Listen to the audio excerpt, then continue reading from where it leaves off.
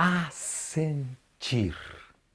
Tu sabe o que significa assentir? Bom, vamos então falar sobre dizer sim à vida e dizer sim a tudo como é. Esta é uma tradução literal desta palavra que vem do espanhol, assentir, e nova para nós, mas vamos buscar compreender dentro da visão sistêmica o que é este assentir. Lembrando a vocês, é muito importante deixar o seu gostei, se inscreva e receba as notificações sobre os vídeos. E não esqueça de comentar, é muito importante para nós. A primeira força do amor que a Brigitte Champetier de Ribes trouxe para nós a partir das ordens do amor do Bert Hellinger, dentro das constelações sistêmicas, é a força maior, é a força que rege todas as outras e que ela trata do amor incondicional a tudo como é e a todos como são e como foram. É um pouco simples, mas profundo, porque em teoria a gente pode dizer assim, eu aceito tal pessoa, eu aceito tal condição. Mas quando ela nos puxa para a realidade e para a intensidade dela e para a memória e para as informações que esta situação ou esta pessoa nos traz, aí sim que a gente põe em prova aquilo que é o conhecimento teórico. Isso é vivenciar, isso é trazer para a vida, isso é a realidade. Nós estamos vivendo um momento interessante e profundo. A gente trabalha com a ideia de aceitar tudo como é, de entregar-se, de render-se ao destino. Ótimo! Eu consegui inicialmente dizer sim. Aí, de repente, vem uma pandemia. Opa! Diga sim a essa realidade, aceita essa realidade.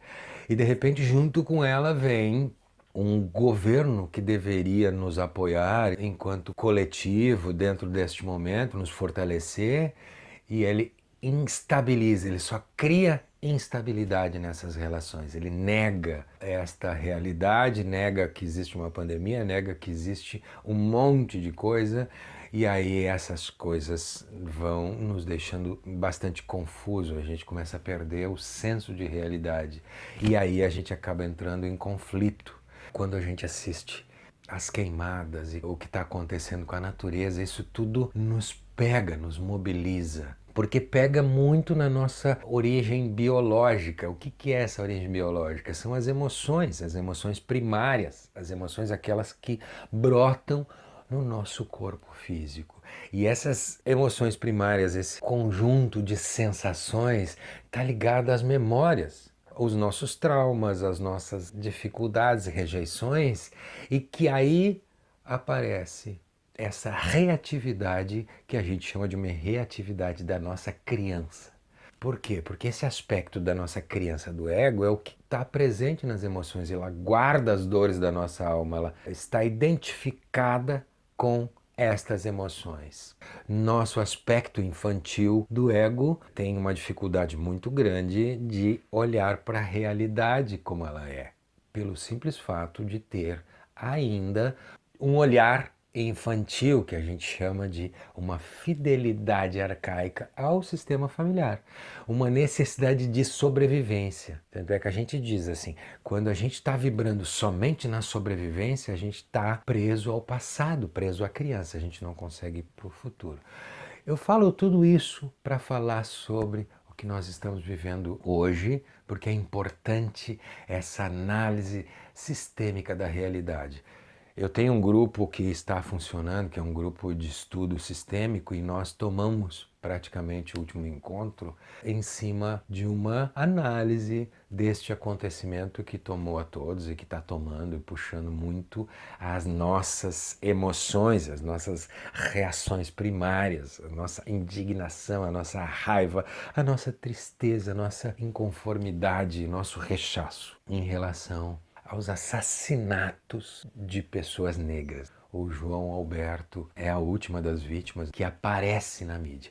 E nós temos também essa mídia que bombardeia desta maneira. Ela traz uma sequência muito forte que incide muito nessa área da nossa capacidade cognitiva de compreensão, que são essas emoções primárias.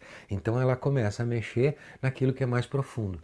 O nosso presidente, da mesma maneira, vai mexer justamente com questões que nos provocam esse ódio. Então todos esses sentimentos estão aflorando dentro da gente. Como olhar de uma forma adulta para tudo isso? Esse é o nosso desafio de trazer este olhar incondicional. Porque é só no desafio que a gente vai realmente testar essa capacidade de compreensão, que é juntar a realidade com o conhecimento teórico. Na visão sistêmica, a gente se rende, se entrega a um movimento de um destino coletivo. Eu poderia argumentar que, de alguma maneira, a gente está podendo olhar para coisas que antes a gente não podia olhar. Eu posso argumentar também e dizer que assim, tudo isso que a gente está assistindo, esta raiva assassina, esse ódio, este medo, essa repulsa, essa dificuldade com a diferença, racismo, intolerância, xenofobia, tudo isso é humano e está presente dentro de todos nós. A questão é como que a gente trabalha isso, como que a gente elabora isso na realidade. Então, tudo isso estava muito oculto e muito presente, só que a grande maioria de nós não imaginava que isso fosse vir à tona e se mostrar tão naturalizado dentro das pessoas. Isso nos assusta de alguma maneira. A visão sistêmica me ajuda muito a olhar para isso e perceber, primeiro, que todos nós somos humanos e que todos nós estamos a serviço de um destino coletivo. Eu caminho nesse pensamento. Isso me alivia de alguma maneira. Então, aceitar isso que está acontecendo, aceitar aquela cena é difícil, é muito difícil, remói, mexe com as nossas entranhas. Mas aceitar isso, porque isso de alguma maneira está revelando outras coisas que a gente possa dar um salto de consciência, tanto individualmente quanto coletivamente, já me ajuda. Não significa concordar de maneira alguma. Quando eu me rendo, eu não me rendo como vítima. Eu não vou entrar nesta lógica de vitimização, nessa lógica dual da vítima e do algoz. Olhar para aquelas criaturas que estavam cometendo aquilo e ver que essa raiva assassina, antes ela destrói aquele ser humano por dentro, a dignidade, que de alguma maneira ele como segurança estava ali e aquilo tudo estava dentro dele, que é uma perda completa da sua condição humana e da capacidade de ver o outro como ser humano. Isso cria dentro de mim, brota uma empatia por ele também. Não isenta. Aquela pessoa deve pagar de alguma maneira por aquilo dentro das leis que a gente está vivendo hoje. Mas eu posso olhar para isso com um pouco mais de amor e humanidade. Posso sim, mesmo que difícil, mesmo que eu não compreenda, eu aceito tudo como é. Mesmo que difícil para mim, eu olho para isso e digo sim, está de alguma maneira a serviço de algo maior. Não é fácil, mas é nesse sentido. Se a gente olhar só para a cena fechada, claro que a gente sai correndo querer fazer um julgamento, buscar o culpado, mas se a gente se distancia e consegue de alguma maneira se fortalecer individualmente como pessoa, como adulto, eu respeito o destino dessas pessoas e sei que de alguma maneira elas estão a serviço dos seus sistemas. Mesmo que nesse momento não seja muito claro e compreensível para mim, eu me rendo porque eu confio num caminho maior que nos rege, que nos guia. E não é uma confiança cega, porque eu não deixo de ser questionador, eu não deixo de estar presente na minha realidade e de avaliar tudo e de julgar, porque é difícil não julgar. Eu estou aqui agora, vivendo esse momento presente, então eu tenho que usar todas as minhas capacidades cognitivas, analíticas, mas também eu preciso muito provocar em mim este olhar mais compassivo da vida. um olhar a longo prazo, algo que me dê uma noção maior, uma noção do todo. Tá vindo à luz um monte de coisa, então agora a gente pode trabalhar com isso, a gente pode criar políticas públicas muito mais apropriadas. Cada vez mais eu acredito no processo educativo, porque essas pessoas estão desamparadas e muitas inconscientes.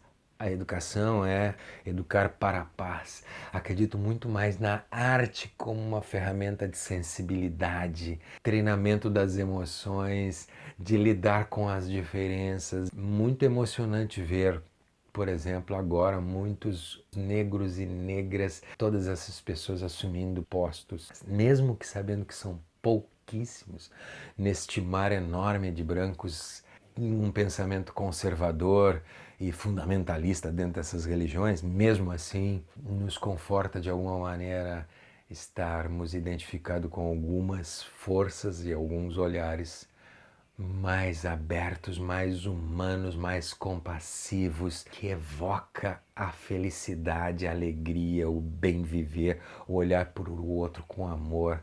E a gente tá louco para se aglomerar, e louco para ser feliz, e louco para se abraçar, para trocar essa energia.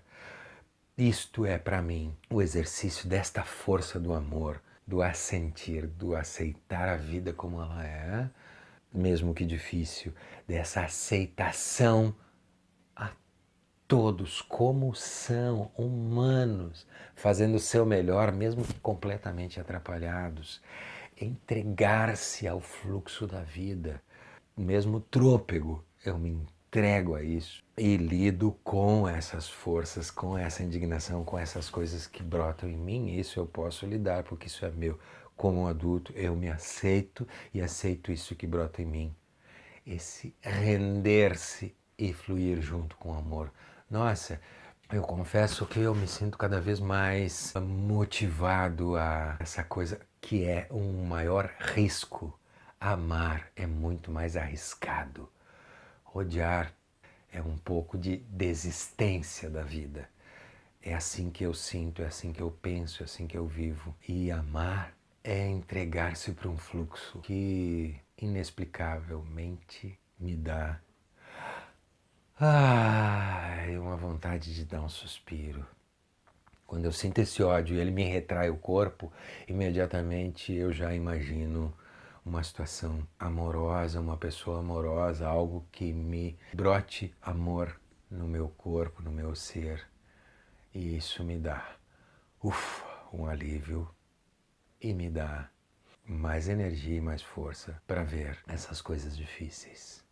Pela minha análise, pela minha forma de ver, os nossos desafios estão vindo e a gente precisa cada vez mais de desafios para fortalecer esse amor incondicional dentro da gente. Estamos juntos e logo, logo vamos nos aglomerar bastante. Beijo no coração.